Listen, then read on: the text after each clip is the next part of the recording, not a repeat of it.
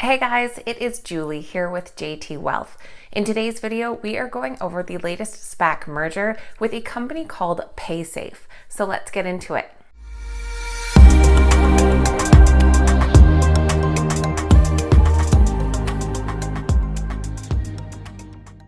Alright guys, welcome back and thank you so much for being here. Like I said, today we are talking about the latest reverse merger planning to take a company public, and that is the Bill Foley backed SPAC that is going to be merging with a company called PaySafe. So in today's video, we're going to go over the details of this merger and who PaySafe is as a company and what they do, but also make sure you stick around to the end because we're going to discuss an ongoing investigation into this SPAC company regarding this deal. And just before we jump into all of that, this is just your friendly reminder that if you enjoyed today's video, make sure you give us a big thumbs up and that you leave your thoughts in the comments down below. Also, if you like free stocks, make sure to check out some of the links in our description. Webull right now is giving away 4 free stocks for opening up and funding a new investment account, so make sure to check them out. Okay, now first things first, I'm going to start off with the ticker of this SPAC company, as it is Foley Acquisition Corp. 2, and that's the big difference here, guys. So this trades under BFT. Now that is important because there is another Foley Acquisition Corp. 1, and that trades under the ticker WPF. So just make sure that you know the difference between the two, and if you're wanting to invest in one of them, that you're picking the correct one. Okay, so BFT is up nearly 10% this morning at $13.14, and of course we saw a decent jump up in price once this merger was announced with PaySafe. Now taking a look at this SPAC merger, this Foley backed SPAC is nearing a deal to merge with PaySafe, valuing the payments company at around $9 billion. PaySafe's merger with Foley Acquisition Corp. 2 will result in the London-based company listing in New York. PaySafe's current owners, private equity firms Blackstone Group and CVC Capital Partners, will retain a significant interest in the company following the merger. Now, part of the financing for the deal will come in the form of so-called private investment in public equity, or PIPE investments, worth about $2 billion, which would make it one of the largest such instruments ever raised. Once the merger is completed, PaySafe will become a publicly traded entity under the name PaySafe Limited, under the ticker PSFE.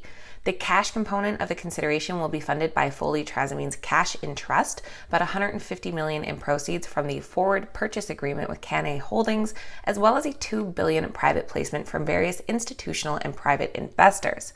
The $2 billion from private placement includes a $500 million investment from Fidelity National Title Insurance, Chicago Title Insurance, Commonwealth Land Title Insurance, and Fidelity and Guarantee Life Insurance, and a $350 million investment from Cannae Holdings. Other investors include Third Point LLC, Suvretta Capital Management, Hito Sophia, and the Federated Hermes Kaufman Funds. The balance of the consideration will consist of equity in the combined company. Existing PaySafe equity holders, including Blackstone, CVC, and management, will remain the largest investors in the company. Now, completion of the transaction, of course, is subject to approval by the Foley stockholders, and the transaction is expected to close in the first half of 2021. So first half 2021, we could be waiting pretty darn close to the summer to see this merger actually be completed. And this deal actually represents a return to the stock market for PaySafe, as it was taken private by Blackstone and CVC in 2017 for $4.7 billion. Now, many people are calling PaySafe the next PayPal or Square, so let's take a look at what the company actually does. PaySafe provides both in-store and digital payment solutions, and they're moving into areas such as digital wallets and supporting payments to the emerging sports betting sector in the United States. They offer digital wallets and a network of digital wallet solutions that enable users to upload, store, withdraw, and pay funds and APMs from a virtual account.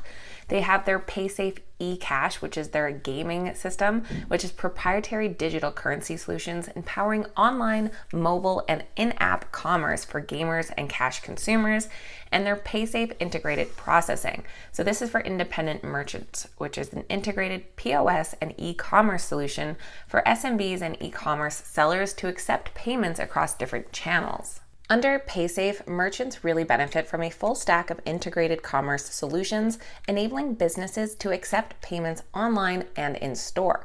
On the consumer side, they really benefit from the digital wallets and eCash and this proprietary network of digital wallet solutions and digital currency solutions empowering online, mobile, and in-app commerce for the cash consumer.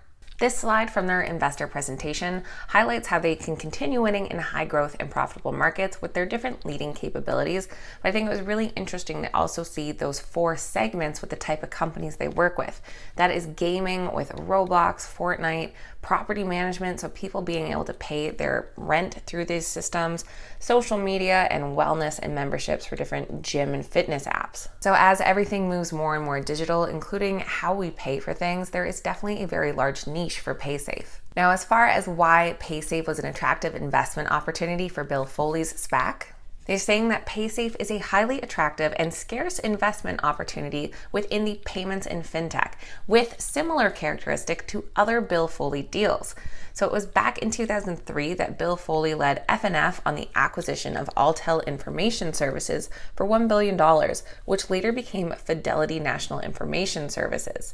FIS operated in a highly fragmented industry, and Foley utilized the platform and technology stack to consolidate and drive organic and inorganic growth and improve margins. FIS expanded product offering, technology, and improved scale and margins of the business, and today FIS is the industry leader with a $91 billion market capitalization. And there are said to be some similar characteristics between Fidelity and PaySafe, as PaySafe has an attractive platform with defensible market position, upside from acquisition integration, platform consolidation and cross-sell, multiple attractive acquisition opportunities which will strengthen their market position further, and positioned to win in key attractive high-growth markets. So they are the perfect fit with Foley Playbook, bringing valuation, creation, and growth.